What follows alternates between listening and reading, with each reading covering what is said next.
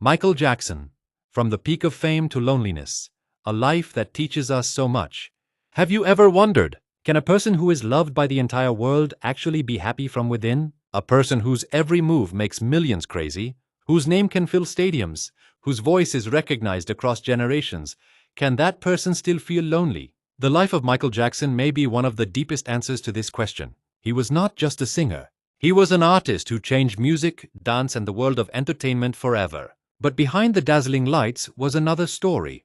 One of struggle, loneliness, health concerns, financial pressure, and the enormous expectations that came with global fame. Michael Jackson was born on August 29, 1958. At a very young age, he entered the world of music with his brothers as a member of the Jackson 5. While other children were playing, making friends, and enjoying their childhood, Michael's world revolved around rehearsals, recordings, and performances. Success came early, but perhaps, along with success, a part of his childhood was also taken away. Gradually, he became one of the biggest pop stars the world had ever seen. Songs like Thriller, Billie Jean, Beat It, and Black or White made him a global icon. Thriller set new standards in the music industry, while his legendary Moonwalk became one of the most recognizable dance moves in history. But as his fame grew, so did the world's curiosity about his private life. Every step was watched, every action was discussed, every rumor could become a headline. And this is where the second face of fame begins to appear. Many claims were made about his health and private lifestyle. Stories about oxygen beds and extreme medical precautions appeared in media reports, although such claims should not all be treated as equally verified facts. Memoirs by his former bodyguards, Bill Whitfield and Javon Beard, describe a Michael who was deeply connected to his children, but also highly protective of his privacy and cautious about whom he. Then came This Is It. Michael Jackson was preparing for a major return to the stage. A series of concerts was scheduled at London's O2 Arena, and millions of fans were eagerly waiting to see him perform again.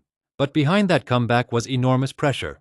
Rehearsals, health concerns, financial difficulties, and the expectations of millions of people. And then came June 25, 2009. The world heard news that was almost impossible to believe. Michael Jackson died from acute intoxication involving propofol.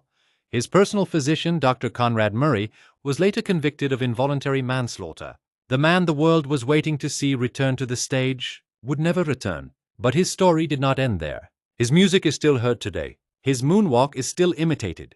His voice continues to reach new generations. And perhaps his greatest lesson is this: success is not only about how many people know you, it is also about how deeply the people close to you understand you. Earn money, but do not lose your relationships. Build a name, but do not sell your peace of mind. Chase your dreams, but do not forget the present while running toward the future. There is also a widely repeated claim that Michael Jackson wanted to live for 150 years, but there is no reliable confirmation of this.